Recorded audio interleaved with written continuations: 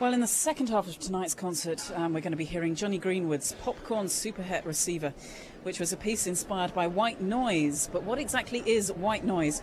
In tonight's interval feature, Robert Sandel quizzes Radiohead's Jonny Greenwood, Chris Watson, who's made an art out of recording the sound of the natural world, and also Professor Eric Clark about this unpromising source of music. White noise makes me think of being in a tropical rainforest and hearing little insects making noises, and just a whole bunch of noise all coming together and turning into a hiss. To me, it's an output on the synthesizers we often use to generate white noise, and it's the hiss with which you build lots of other things. It's in the air conditioning and the hard drive and the computer and the fridge, and it's finding music in that, maybe. White noise is a sound in which all frequencies are equally represented, and this gives it a completely undifferentiated wash sort of quality to it. This insect chorus in the Congo, I keep returning to that at night with a gin and tonic because I just love it, which is one of the particularly strong elements of sounds from the natural world that I fail to get in music, that really exciting buzz.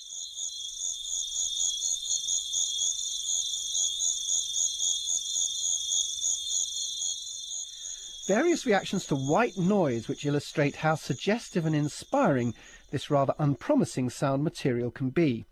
The saturated buzzing of the natural world has inspired many of Chris Watson's CDs, while the man-made hiss of an old analogue radio was the creative starting point for Popcorn Superhet Receiver, Jonny Greenwood's first commission as resident composer for the BBC Concert Orchestra.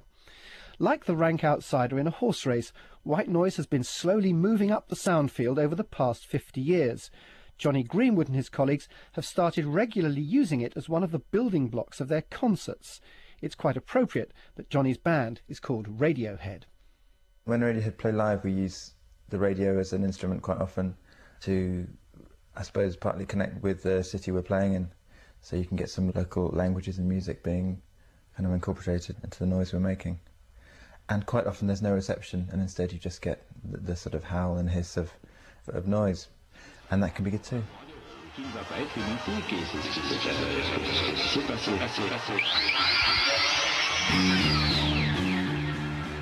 We have made lots of recordings using shortwave radios because things tend to be a lot more beeps and howls. Something about FM is very clean and precise. We had one thing where we built some software that recorded few seconds of radio over the course of 24 hours, and so we had just a shortwave radio and just we're turning the dial occasionally, and after the 24-hour period then you've got a series of samples from the whole moment, or you could spread it out over a whole week. So yeah, we keep coming back to the radio, it's funny.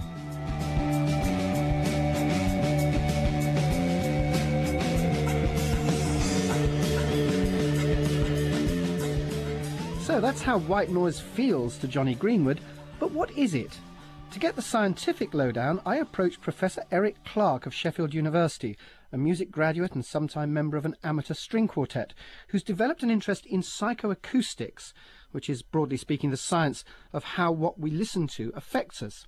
So, Professor Clark, white noise. It's kind of like the equivalent of all colours being simultaneously available, giving this, and it's because white in light is all colour frequencies represented together. I suppose that's the reason why they've used it for noise. There are various other colours of noise, aren't there? I've learned recently. Pink. Yes, what these other coloured noises are types of noise in which a certain amount of filtering has meant that some frequency ranges are more represented than others.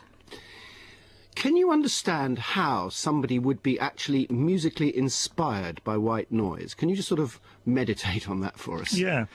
Noise is an interesting phenomenon in various respects.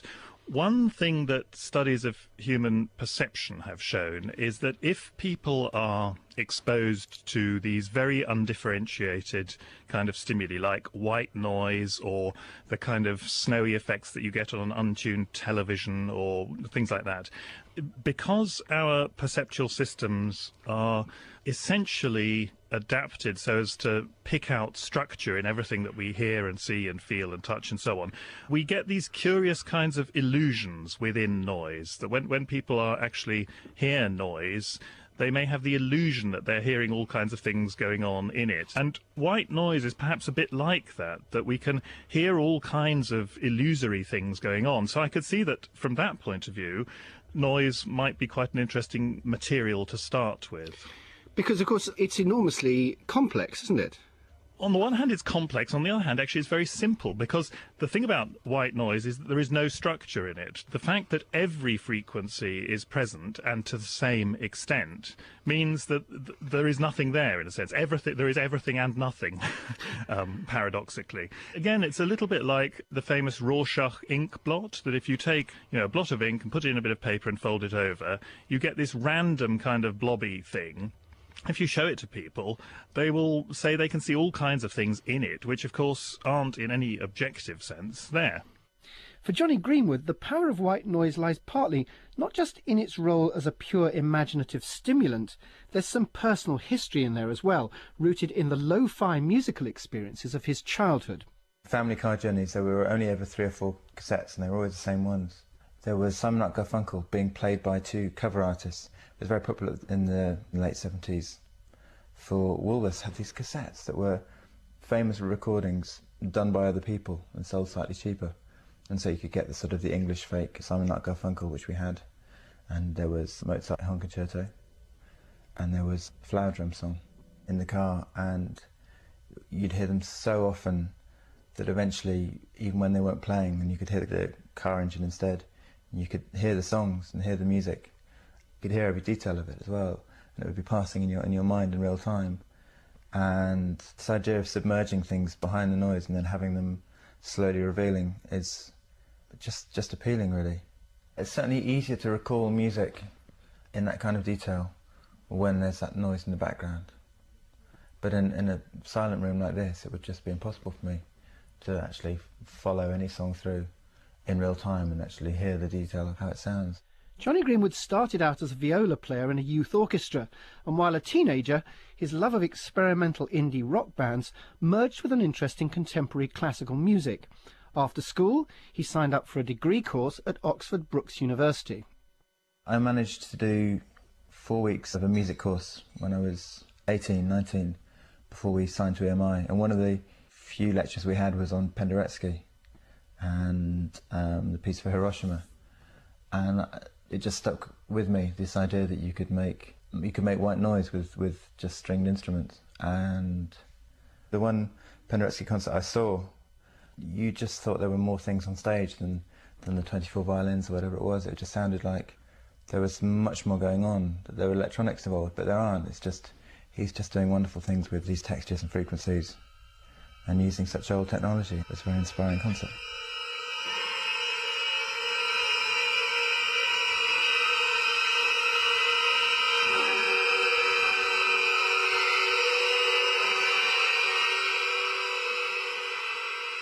Penderecki's Threnody, a particular favourite of Jonny Greenwood's, partly because of its total occupancy of the sound spectrum. His own first long-form composition, Popcorn's Super Het Receiver, has likewise been constructed as an orchestral wall of sound.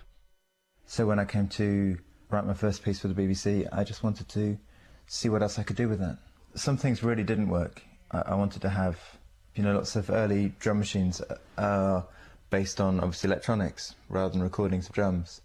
And many of them begin with a building block of white noise that's filtered and has an envelope on the signal as well, which means you get a rough imitation of a hi-hat or a snare drum. So I kind of put 2 and 2 together and thought, therefore I can make an orchestra who are playing white noise into a drum machine.